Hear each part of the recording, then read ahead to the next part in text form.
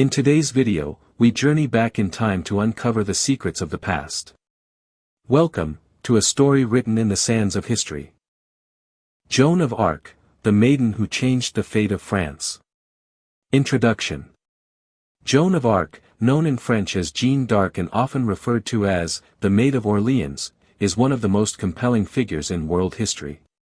Born into a humble peasant family, she rose to prominence during the latter part of the 100 Years' War between France and England.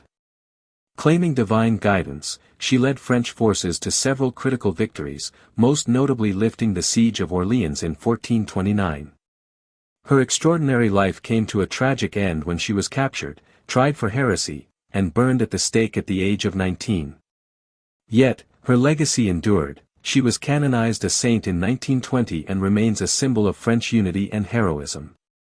1. Historical context: the 100 Years' War. To understand Joan of Arc's importance, one must first understand the historical context in which she lived. The 100 Years' War, 1337 to 1453, was a prolonged conflict between the kingdoms of England and France over succession to the French throne. The French monarchy was weakened by internal conflict and a lack of strong leadership. The English, under King Henry V, gained significant ground, including a monumental victory at the Battle of Agincourt in 1415. By the 1420s, northern France was under English control, and the English supported the claims of Henry VI, a child king, over the French crown. The French heir, Charles VII, referred to as the Dauphin before his coronation, had not yet been crowned and lacked the resources or confidence to reclaim his kingdom. The French cause seemed doomed, until a peasant girl from Domremy claimed she had been sent by God to save France. 2. Early life of Joan of Arc. Joan was born around January 6, 1412, in the small village of Domremy in northeastern France. Her parents, Jacques d'Arc and Isabelle Romy, were peasants. Despite her modest upbringing, Joan was devoutly religious and deeply influenced by the Catholic faith from an early age.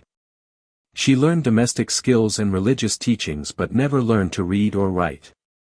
Around the age of 13, Joan began to experience visions and hear voices, which she later identified as Saint Michael the Archangel, Saint Catherine of Alexandria, and Saint Margaret of Antioch. These celestial figures instructed her to live piously and eventually told her she had a divine mission, to drive the English out of France and ensure the Dauphin was crowned king. 3. The Divine Mission: Journey to the King. In 1428, as the English advanced and besieged Orléans, Joan resolved to act. She believed that God had chosen her to lead France to victory. With persistence and a sense of destiny, she convinced a local commander to escort her to Chinon, where Charles VII held court. Dressed in male attire to ensure safety and respectability during her journey, Joan arrived in March 1429. Despite initial skepticism, Charles agreed to meet her. He tested her legitimacy by disguising himself among his courtiers, but Joan immediately recognized him. Her conviction and reputation as a holy messenger impressed him and his advisors. After theological examination at Poitiers, where Joan's virginity and sincerity were verified, she was allowed to lead an army to relieve Orléans. 4. Military campaigns and triumphs. The Siege of Orléans. Joan was given a suit of armor, a white banner adorned with religious symbols, and command over a force of French troops. Her presence transformed French morale. In May 1429, she led a series of assaults on English positions around Orléans, culminating in a decisive victory. The siege was lifted, and the French saw her as a divinely sent savior. The march to Reims. After Orléans, Joan urged the Dauphin to be crowned. Traditionally, French kings were crowned at Reims, but the city lay deep in enemy-held territory. Undeterred, Joan led a military campaign through hostile land, capturing towns and gathering support. On July 17, 1429, Charles VII was crowned in the Cathedral of Reims. Joan stood beside him, holding her banner. She had fulfilled part of her mission. Other campaigns. Despite the crowning, Joan wanted to continue fighting to expel the English fully. She launched an unsuccessful assault on Paris in September 1429, during which she was wounded. Over the next few months, her military influence waned as court politics and war fatigue set in. Joan, however, remained committed.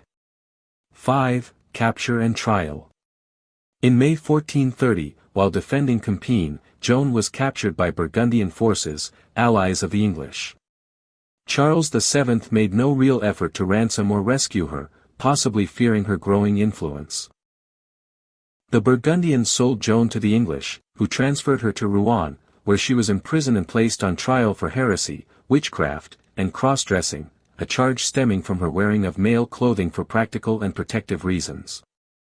The trial. Joan's trial began in February 1431, led by Bishop Pierre Cauchon, a pro-English clergyman. The proceedings were biased and irregular, ignoring legal protections for the accused. Joan, though uneducated, defended herself with remarkable intelligence, wit, and spiritual strength. Her interrogators tried to trap her with theological questions, but she remained steadfast. One of her most famous responses came when asked if she knew she was in God's grace, a trick question that could have condemned her no matter the answer. She replied, "If I am not, may God put me there, and if I am, may God so keep me." Eventually, under threat of torture and execution, Joan signed a document of abjuration renouncing her visions and was sentenced to life imprisonment. But soon after, she was accused of relapsing by wearing male clothing again, either by force or trickery from her jailers. 6. Martyrdom and execution. On May 30, 1431, at the age of 19, Joan of Arc was burned at the stake in the marketplace of Rouen. Her final request was to hold a cross. A sympathetic English soldier made a crude cross from wood and handed it to her. Another nearby friar held a crucifix for her to gaze upon as she died. Witnesses said her last word was, "Jesus." Her body was burned twice more to prevent the collection of relics, and her ashes were scattered into the Seine River. 7. Posthumous retrial and rehabilitation.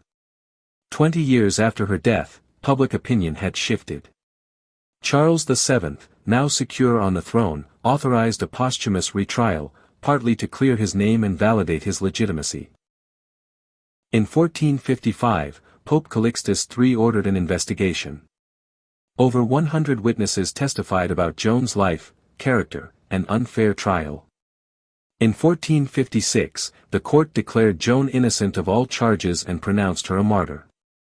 8. Canonization and sainthood. Though revered by many over the centuries, it wasn't until 1909 that Joan of Arc was beatified by Pope Pius X, and in 1920, she was canonized as a saint of the Roman Catholic Church by Pope Benedict XV. She became the patron saint of France, soldiers, and those who suffer for their beliefs. Her feast day is celebrated on May 30, the anniversary of her death. 9. Legacy and cultural impact. Joan of Arc's life and death left a powerful legacy that transcends religious, political, and cultural boundaries. She has inspired artists, writers, politicians, and revolutionaries across the centuries. Symbol of French nationalism. Joan became a unifying symbol of French identity, especially during moments of crisis such as the Franco-Prussian War and World War I. Her story was invoked to inspire courage and resistance. Cultural representations. Her story has been retold countless times in literature. Mark Twain's personal recollections of Joan of Arc, 1896, is among the most sympathetic English-language portrayals. Drama. George Bernard Shaw's Saint Joan, 1923, captures her complexity and humanity. Film. Multiple adaptations, including The Passion of Joan of Arc, 1928, Joan of Arc, 1948, and The Messenger, 1999. Art and music. Joan has appeared in paintings by Ingres and Delacroix, and in musical compositions ranging from classical works to modern pop. Controversies and political uses. Joan's image has been adopted by diverse political groups. The French far-right, for instance, has often used her as a nationalist figure. Conversely, feminists and social justice advocates have celebrated her as a proto-feminist, a woman who challenged gender norms and stood against corruption. 10. Analysis. Why does Joan endure? Joan's story captivates because it blends the sacred and the political, the miraculous and the tragic. She was a peasant girl who became a general, a mystic who changed history. Her unwavering faith, courage in the face of death, and tragic martyrdom resonate deeply. Historians continue to debate the nature of her visions. Were they divine, psychological, or political? What is not in doubt is the impact she had on the course of the 100 Years' War and the destiny of France. Conclusion. Joan of Arc remains one of the most remarkable figures in history. Her rise from obscurity, her bold leadership in battle, her unjust trial, and her canonization centuries later form a narrative as powerful as any myth, yet entirely real. A young woman with no formal education, no military training, and no political power, she changed the fate of a nation through courage, conviction, and faith. More than 500 years after her death, Joan of Arc continues to inspire millions around the world as a symbol of hope, resilience, and divine purpose.